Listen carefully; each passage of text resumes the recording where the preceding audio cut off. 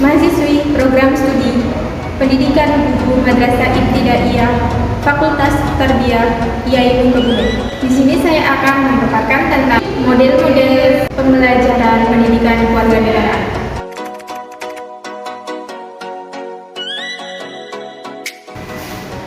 Yang pertama, ada model pembelajaran kontekstual. Adalah model pembelajaran yang mendorong guru untuk menghubungkan antara materi pembelajaran yang diajarkan kepada siswa dengan keadaan nyata yang dialami siswa dalam kehidupan sehari-hari. Ya, yang pertama, langkah-langkah CTL atau Contextual Teaching and Learning. Yang pertama, kembangkan pemikiran bahwa anak akan belajar lebih bermakna dengan cara sendiri dan mengkonstruksikan sendiri pengetahuan dan keterampilan barunya. Yang kedua, laksanakan sejauh mungkin kegiatan inquiry untuk semua topik. Yang ketiga, kembangkan sifat ingin tahu siswa dengan bertanya. Yang keempat, hadirkan model sebagai contoh pembelajaran. Yang kelima, lakukan refleksi di akhir pertemuan. Yang keenam, lakukan penilaian yang sebenarnya dengan berbagai cara. Untuk berikutnya adalah komponen-komponen contextual teaching and learning. Yang pertama ada konstruktivisme, yang kedua bertanya, ketiga inquiry, yang keempat masyarakat belajar, yang kelima permodelan atau modeling, yang keenam adalah refleksi, yang terakhir penilaian yang sebenarnya atau authentic assessment. Yang kedua, model pembelajaran cooperative learning merupakan salah satu yang dapat diterapkan untuk mewujudkan kelas sebagai laboratorium demokrasi bagi siswa.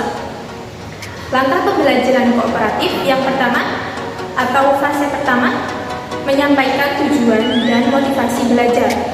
Fase kedua yaitu guru menyajikan informasi pada siswa dengan cara demonstrasi atau membuat bacaan.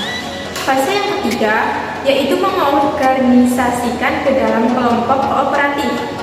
Kemudian fase yang keempat, guru mencari cara untuk menghargai baik upaya maupun hasil belajar individu atau kelompok.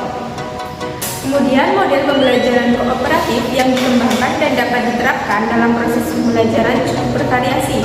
Di antaranya yang pertama, model STAD atau Student Team Achievement Division. Langkahnya, 1.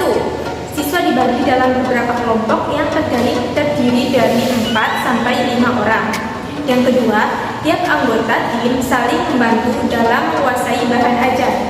Yang ketiga, tiap 1 minggu atau 2 minggu, guru mengevaluasi penguasaan siswa baik secara individu maupun kelompok. Yang keempat, setiap tim diberikan penilaian atas penguasaan bahan ajar kepada siswa baik individu maupun secara kelompok. Yang selanjutnya adalah model Jigsaw. Langkah-langkahnya, yang pertama, siswa dibagi menjadi beberapa kelompok yang terdiri dari 4 sampai 5 anggota. Yang kedua, bahan ajar disajikan kepada siswa dan siswa bertanggung jawab untuk mempelajarinya.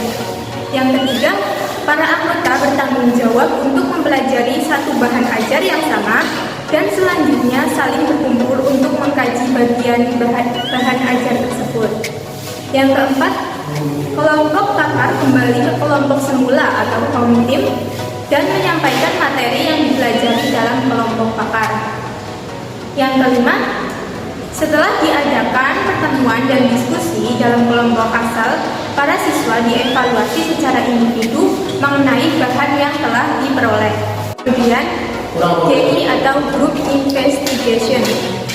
Langkah-langkahnya yang pertama, seleksi topik atau subtopik. Setiap kelompok dibagi menjadi 4 sampai 5 anggota. Yang kedua, merencanakan kerjasama berdasarkan subtopik yang dipilih. Yang ketiga, siswa merencanakan rencana yang telah dirumuskan sebelumnya dengan mencari sumber berdasarkan subtopik yang diperoleh. Yang keempat, analisis dan sintesis. Yang kelima, penyajian akhir. Dan yang keenam, evaluasi secara kelompok maupun individu.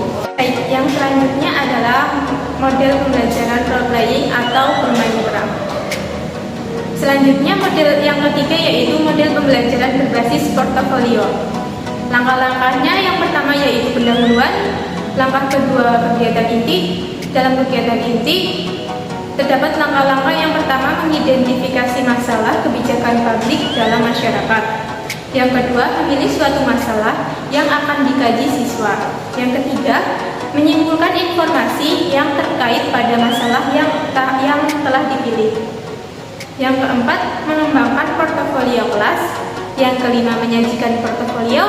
Yang keenam, melakukan refleksi pengalaman belajar.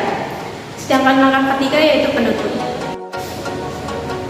Kemudian, model pembelajaran yang keempat yaitu Value Clarification Technique atau VCT dibagi menjadi 3 tingkat. Yang pertama, kebebasan memilih.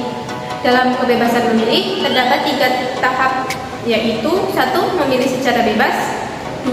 Memilih dari beberapa alternatif, yang ketiga, memilih setelah dilakukan analisis pertimbangan konsekuensi yang akan timbul sebagai akibat pilihannya. Tingkat yang kedua yaitu menghargai. 1. Adanya perasaan senang dan bangga dengan nilai yang menjadi pilihannya. 2. Menegaskan nilai yang sudah menjadi integral dalam dirinya di depan umum. Yang ketiga yaitu berbuat. Yang pertama, kemauan dan kemampuan untuk mencoba melaksanakan. Yang kedua, mengulangi perilaku sesuai dengan nilai pilihannya. Model pembelajaran yang kelima yaitu Law Related Education atau LRE.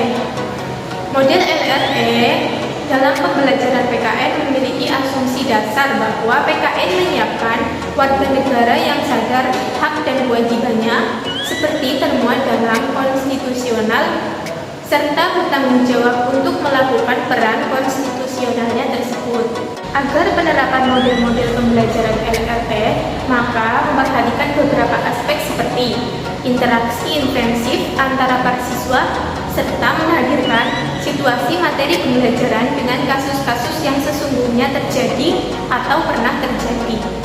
Menghadirkan model individu dari pelaku penegak hukum sebagai narasumber di ruang kelas. Model pembelajaran yang keenam yaitu diskusi kontroversial public issues atau masalah-masalah publik yang kontroversial. Menurut Lockwood pada tahun 1996 dan Hess tahun 2001 halaman 84 menyebutkan bahwa model CPI diperlukan untuk membentuk kemampuan berpartisipasi guna memecahkan masalah-masalah dalam suatu masyarakat demokrasi dengan cara berdiskusi. Komponen kegiatan pengajaran model diskusi CPI adalah sebagai berikut. Yang pertama, mengidentifikasi kecakapan-kecakapan partisipasi diskusi untuk mengembangkan suatu rencana dengan seorang teman kritis menurut Costa dan Kalik tahun 1993. Kemudian secara periodik menguji kemajuan kecakapan tersebut terhadap tujuan-tujuan yang telah disepakati. Yang kedua, berpartisipasi dalam sejumlah diskusi CPI dengan penggunaan ragam format dan model-model diskusi. Yang ketiga, membangun pemahaman konseptual atau diskusi dan isu-isu publik yang kontroversial.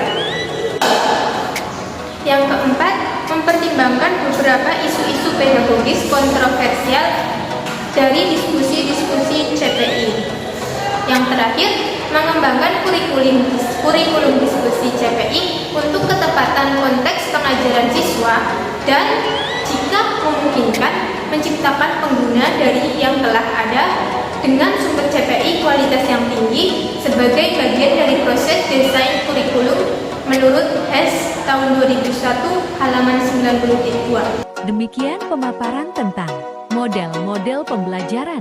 Kurang lebihnya, mohon maaf. Wassalamualaikum warahmatullahi wabarakatuh.